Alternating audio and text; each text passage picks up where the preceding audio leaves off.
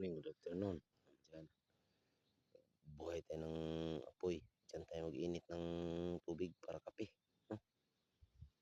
Dito pa rin tayo sa bundukin, guys.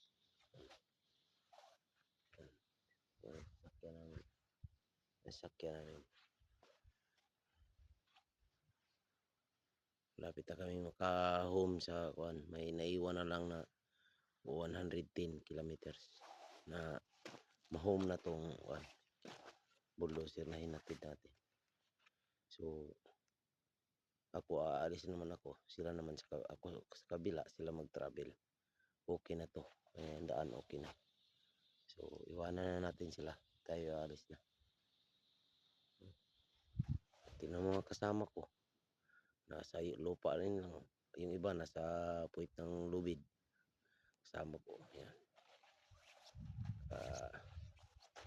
Nasa lupa lang yan. Nagsapin lang yan. Parang aso. Kasama ko nasa front seat ang iba. Ayan. Nasa front seat ang iba. So, hindi malamig sila doon. Yung iba nasa sakyan service. Kaming dalawa. Ang okay sa akin. Kaya may ano ko.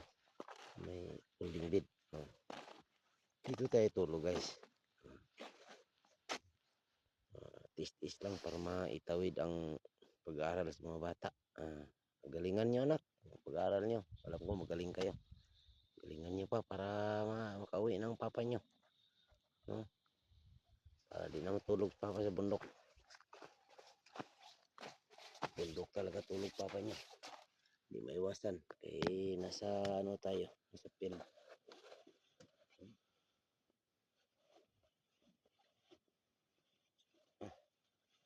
Sobrang lamig.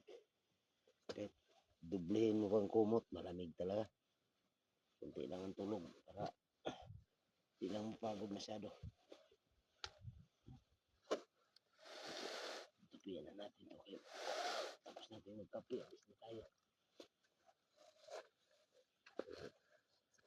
Kita nyo apoy ko. Hanap-hanap ako ng mga kahoy doon para makapagkape lang. Kaya ang gas namin di gumagana dahil sa lamig. May gas tayo, may gas. Meron tayong gas. Pero di kayanan sa gas. Yan ang gas ko. Di kaya. So, sobrang lamig na tumigas ang ano niya, gas ilalim. Di niya kayang ibuga. Titigas din pala yung gas kung sobrang lamig. Pero wala na ako. Nakapakulo na. Okay na. Kulo na tubig ko. So, ang gagawin, kape pa more.